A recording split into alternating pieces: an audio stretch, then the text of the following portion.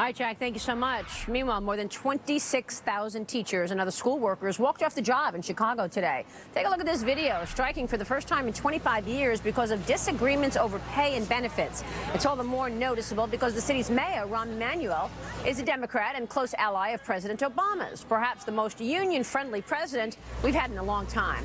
But Chicago is just the latest cash-strapped municipality in the headlines. Some have declared bankruptcy. And remember Scranton, Pennsylvania? All public workers there, from the mayor to the firefighters, took pay cuts down to minimum wage. So is this just the tip of the iceberg? From public workers to entitlements, are people going to have fits because they simply will not be getting as much from governments going broke?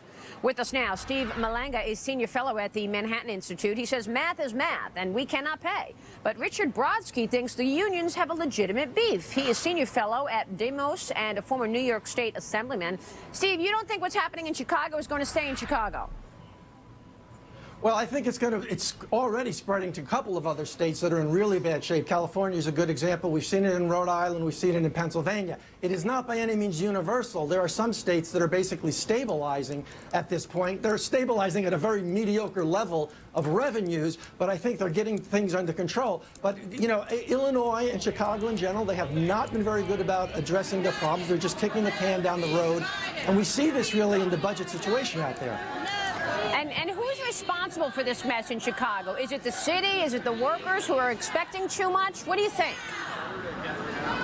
Well, the politicians of Illinois and of Chicago in particular have made promises for years that they never calculated how they were going to have to pay for. And in fact, you know, this pension system in Chicago was 100% funded in 2001, and then the city stopped making contributions into it. They were given pension holidays. They just essentially said, well, we're fine right now. And now they can't afford a system that's only 55% funded.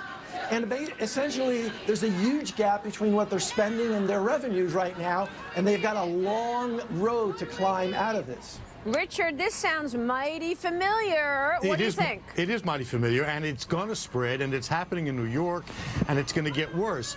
But blaming the unions is like blaming Alex Rodriguez for the Yankees' losing streak. This is a complicated matter. Right-wing ideology, anti-union rhetoric does not get to the heart of why cities particularly are seeing an erosion of their tax base, a collapse of revenues, and budgets that are simply out of whack. It can be fixed, but it can only be fixed when everybody's in the same boat. And let me ask you, how do you fix it? I mean, if Chicago or any other city can't pay the bills, is bankruptcy the way out?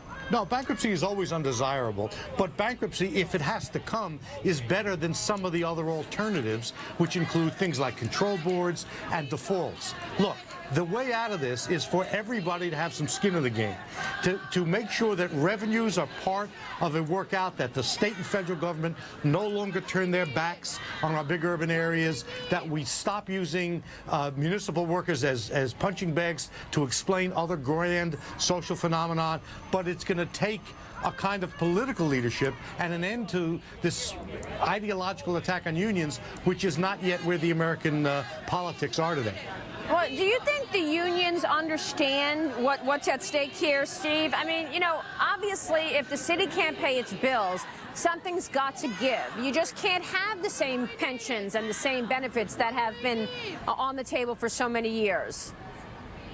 Well, in some places, unions have sat down and made concessions. I'm a little bit flabbergasted about what's happening in Chicago, because before they even went on strike and before the city grants them any pay raises or anything else, this budget, the Chicago schools budget, is an absolute disaster. I thought there would be more negotiations on this. Now, maybe it's because of the kind of aggressive stance of Rahm Emanuel. But the fact of the matter is that if this were a private company and I were in the union in a private company and I had finances like this, I'd be really worried about my company going out of business, because these are really, really bad finances in Chicago. But this isn't a private company. These are policemen and firemen and teachers and hospital workers, people who provide the kind of essential services that can't be replaced by another company. They do it for a salary, and because it isn't a private company, they understand that they're not going to go out of business, and so what they do then is go on strike to hold the taxpayer. Sometimes they do that, and sometimes they don't. The taxpayers in Illinois and in Chicago have already paid pension increases in the last couple of years.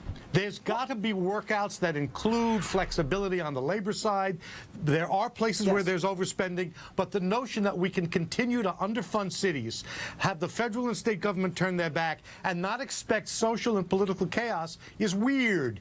There's got to be leadership on a federal level, a state level, and a city level, not just blaming unions. Is it really underfunding the city? Is that equivalent to not being able to pay for some of the promises when an economy has changed so much? In many cases it is, because a lot of the cities depend on a property tax base that has eroded and is not coming back when the economy comes back. If you're going to take a sensible, thoughtful approach, things like an eroding tax base, things like a change in the service levels we demand from schools, have to be part of a reasonable compromise where everybody's putting their tuchus off and tish, as we say in Italian. But what about the issue of the fact that things change? What about the fact that things change? For example, in the United States, I mean, here we are with a different demographic story. We're living longer. People talking about living till 100 now. And in fact, Social Security hasn't changed at all. So shouldn't we be changing based on the evolution of a country, of a city? So, I mean, that's one of the issues. If you're going to be living longer and needing more of the benefit from the country, don't you need to change some of the promises? I'm all for change, and change has everybody in on it.